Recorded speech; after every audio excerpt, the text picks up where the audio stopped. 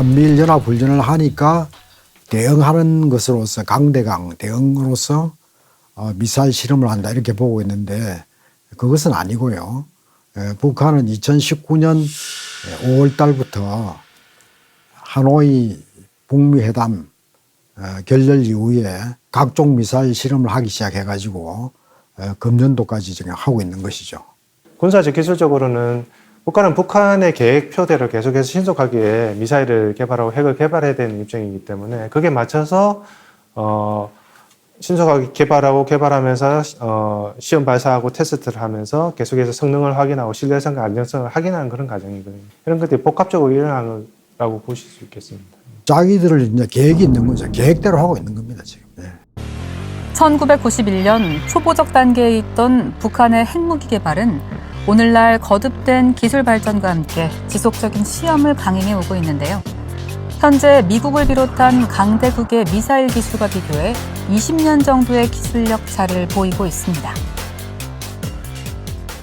탄도미사일 같은 경우에는 미국이나 러시아의 한 80년대, 한 70년대 후반 정도까지는 이제 기술 수준을 어느 정도 따라간 것 같고요. 순항미사일 같은 경우에는 아마 아직까지는 아음속 계열이기 때문에 80에서 한 90년대 정도 수준인 것 같습니다. 그래서 저희도 탄도미사일 같은 경우에는 뭐 세계적인 수준이고요. 그다음에 순항미사일 같은 경우에는 북한하고 제 개인적으로 한 20년 정도 차이 나지 않을까 싶습니다. 북한은 북한의 계획표대로 이제 미사일과 핵을 더 고도화해 갈 겁니다. 왜냐하면 이제 그네들은 항상 김정은을 중심으로 한 체제 보장이 제 1순위이기 때문에 그 1순위를 달성하기 위해서는 소위 말하는 국방력을 강화할 수밖에 없는 입장이거든요. 그렇기 때문에 그네들은 그네들 계획표대로 가면서 중간중간에 정치적 이벤트로 사용할 거고요. 어쨌든 계속 미사일. 예, 맞습니다. 그렇기 때문에 그네들의 최종 목표가 설정이 되어 있을 겁니다. 정치적, 경제적 상황으로 핵미사일 실험이 계속될 수밖에 없는 북한. 완전한 한반도 비핵화 약속에도 불구하고 이를 기만하고 있습니다. 2006년 대북 제재 결의 1718호를 시작으로 북한에 대한 유엔 안전보장이사회의 경제적, 외교적, 군사적 압박이 지속되어 왔는데요.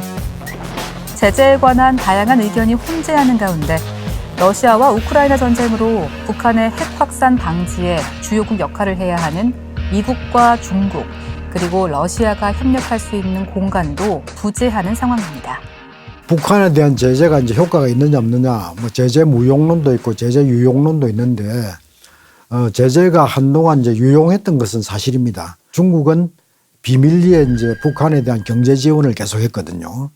그래서 이제 효과가 없었는데 2016년 1월 6일 날 제4차 핵실험을 하고 난 다음에 중국이 처음으로 군사용에 쓰일 수 있는 원유는 제공하지 않겠다 함으로써 처음으로 이제 대북 제재가 효과가 있기 시작했습니다. 그 다음에 2017년도에 트럼프 정부가 이제 취임한 이래로 시진핑 정부와 트럼프 정부 간에 굉장히 협력이 잘 이루어졌습니다. 처음에는.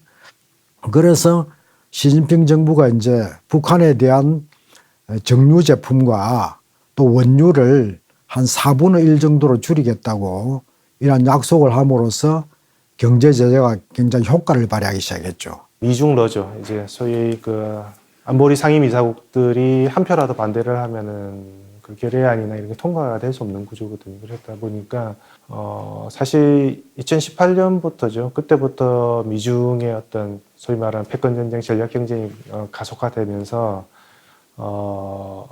문제가 있었고 또 올 초에 이제 우크라이나 러시아 전쟁을 통해서 또 이런 미중러 간의 북한의 핵과 미사일에 대해서 협력할 수 있는 공간이 사실상 사라져 버렸거든요. 그러다 보니까 그 사라진 공간 속에서 북한이 핵과 미사일을 실험할 수 있는 그런 여지는 더 늘어난 거죠.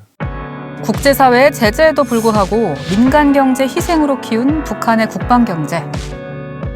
따라서 북한의 핵과 미사일 개발이나 실험의 대북 제재 효과는 한계를 가진다고 일부 전문가들은 평가하고 있는데요.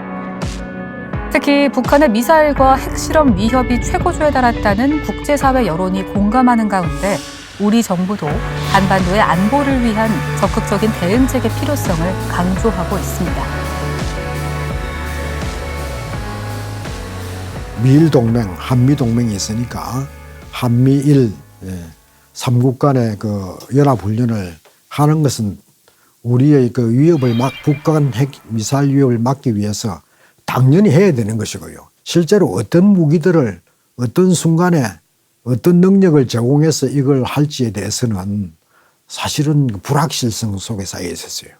그래서 이제 윤석열 정부가 북한 핵과 미사일 위협이 바로 머리 위에 다가와 있는데 또 날로 가중되고 있는데 확장 억제력을 더 구체화해야 된다, 제도화해야 된다 이래가지고 이제 여기 있는 미국의 항공모함이라든지 핵 잠수함이라든지 또 폭격기라든지 이런 것들에 어떤 종류의 핵무기를 실어가지고 한국을 확장 억제력을 제공해 줄지 그것을 시연 보여달라.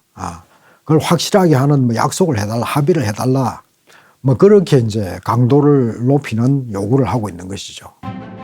북한의 핵 개발이 고도화됨에 따라 국지전에 사용되는 전술 핵 배치와 핵무장국과 비핵화 국가 간 핵무기를 공유하는 핵 공유의 필요성이 대두되고 있는데요. 한반도의 평화적 기조를 유지하며 단계적 준비가 필요할 수 있음을 전문가들은 예상합니다. 북한이 핵을 개발하고 핵 수가 제한된다면 사실 그런 핵이 불필요할 수도 있습니다. 하지만은 점점점 고도화되고 핵단도의 수량이 늘어나서 재래식 전력만으로 억제가 힘들 때는 핵이 필요한 순간이 올 수밖에 없거든요.